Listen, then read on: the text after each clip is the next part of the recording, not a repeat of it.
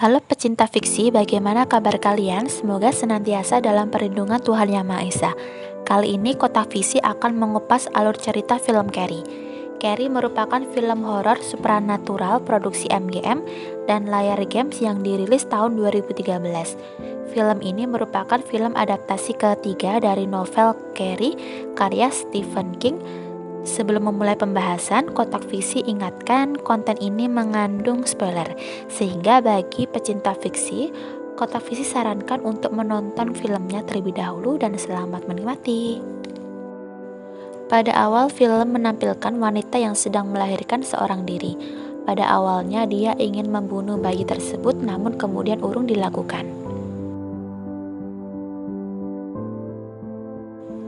Scene melompat belasan tahun kemudian memperlihatkan kegiatan olahraga di SMA. Seorang siswi bernama Carrie White terlihat kurang percaya diri dan jadi olokan siswi lainnya. Saat di ruang ganti, Carrie mengalami menstruasi pertamanya. Dia berteriak ketakutan meminta tolong ke siswi lainnya. Dia mengira menderita pendarahan. Ketakutan Carrie dianggap sangat aneh. Mereka meneriaki dan melemparinya dengan pembalut. Bahkan Chris Hargensen merekam saat Carrie menangis ketakutan. Beruntung Miss Desjardins, guru olahraga, segera datang. Dia lalu melerai serta menenangkan Carrie. Carrie dan Miss Desjardins ke ruangan Henry untuk membicarakan yang terjadi. Namun Carrie tidak mau bercerita. Ketika Miss Desjardins akan menghubungi ibu Carrie, Carrie menolak ketakutan dan keanehan terjadi. Dispenser kaca mendadak pecah. Ibu Carrie menjemput pulang. Dia adalah Margaret White. Saat di rumah, Carrie melihat ibunya menyakiti diri sendiri, memohon pengampunan Tuhan. Margaret menjelaskan dosa Hawa dan darah haid tanda awal dari dosa tersebut. Margaret menyuruh Carrie masuk lemari dan berdoa memohon ampun, namun Carrie menolak. Margaret menarik paksa dan memasukkan Carrie ke lemari yang terlihat menakutkan baginya. Berganti ke adegan kasak kusuk Sue dan Tommy pacarnya. Sue terlihat tidak fokus karena memikirkan perbuatannya pada Carrie saat di ruang ganti. Scene beralih pada Chris, Billy, dan Tina yang tega mengupload rekaman pembulian mereka pada Carrie ke kanal YouTube. Adegan pun beralih memperlihatkan kemarahan Miss Desjardins karena video pembulian Carrie ada di YouTube. Mereka pun dihukum lari agar menyesali perbuatan mereka pada Carrie.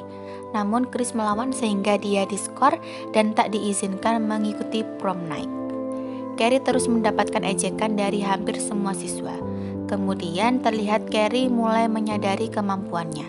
Saat di perpustakaan, terlihat Carrie sangat antusias mencari referensi tentang kemampuan telekinesis. Margaret bekerja sebagai penjahit dan pemilik butik.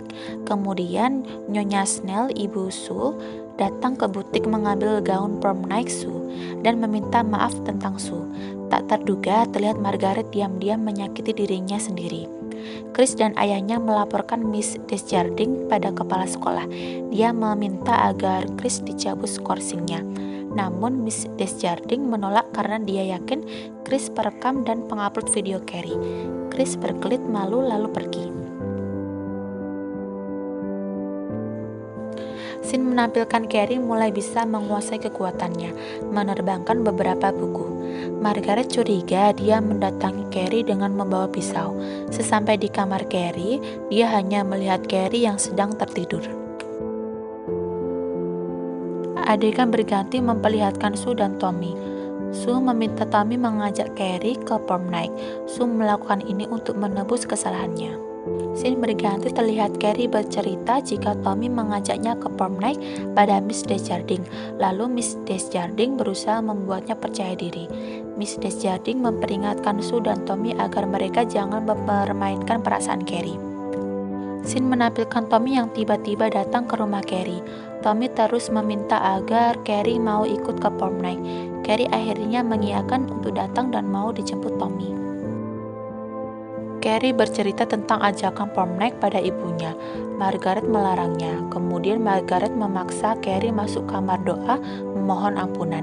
Carrie menolak lalu mengeluarkan kekuatannya, mengangkat perabotan ruang tamu, lalu melayangkan Margaret. Carrie menjelaskan dia bukan penyihir dan banyak orang seperti dia.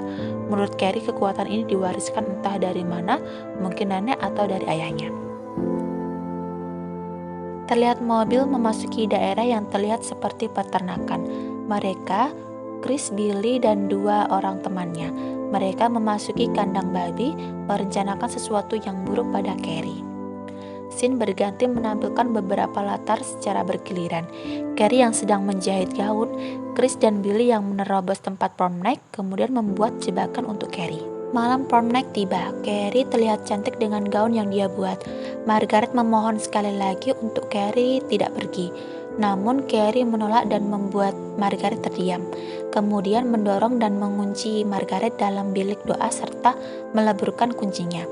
Terlihat Tommy datang menjemput. Carrie nampak sangat bahagia. Mereka telah sampai di acara prom night. Mereka semua tampak menikmati acara.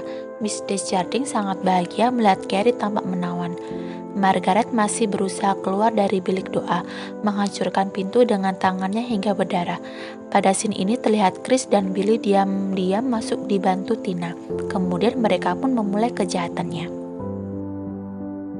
Acara prom night memasuki pemilihan raja dan ratu prom. Tampak nama Carrie ada dalam nominasi ratu prom. Chris mengirim pesan pada Sue tentang Carrie. Sue pun bergegas ke lokasi prom night. Scene berpindah pada Billy dan Chris. Mereka berencana akan menuangkan ember yang berisi darah babi pada Carrie. Sue datang tepat saat pengumuman Carrie dan Tommy menjadi raja dan ratu prom. Mereka berdua terpilih karena siasat Chris dan kelompoknya. Mereka berdua berjalan menuju ke panggung. Carrie terlihat sangat bahagia. Sue melihat Chris tepat di atas panggung. Saat akan mencegah Chris, justru Sue ditahan oleh Miss Desjardins karena mengira Sue cemburu dan akan mempermalukan Carrie. Pada saat bersamaan, ember berisi darah babi tumpah, tepat mengenai Carrie dan Tommy. Sue dan semua orang terkejut melihat apa yang terjadi. Carrie dan Tommy bersimbah darah babi. Saat bersamaan, rekaman saat Carrie di toilet diputar ulang di layar, dan semua menertawakan Carrie. Carrie pun merasa sangat terpukul. Chris dan Billy terlihat melarikan diri. Miss Desjardins berusaha menolong namun dilontarkan menjauh oleh Carrie. Tak terduga, ember jatuh dan menimpa kepala Tommy. Dia mati tepat di depan Carrie. Carrie sangat sedih, hatinya hancur. Tak terduga, Carrie melihat kacamata Billy yang tertinggal.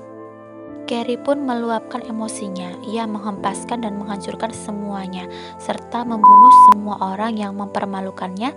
Dengan kekuatan Carrie membalaskan sakit hatinya.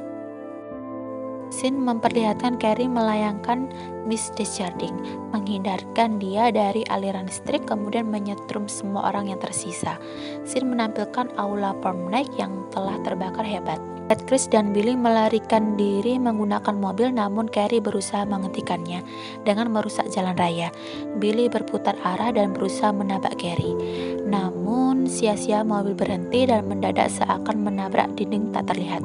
Carrie melayangkan mobil Billy, lalu melemparkannya ke tempat pengisian bahan bakar, kemudian meledakkan tempat pengisian bakar tersebut.